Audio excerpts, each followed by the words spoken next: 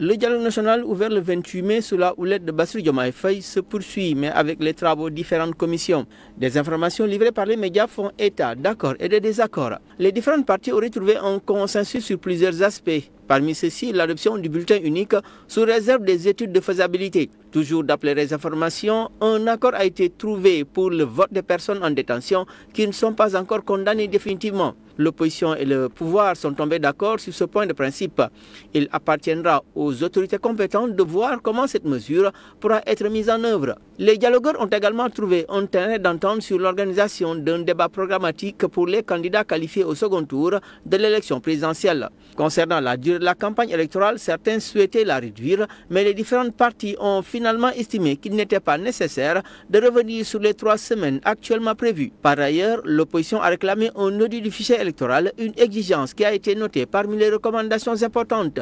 Le point d'achoppement majeur est l'article 80 du Code pénal.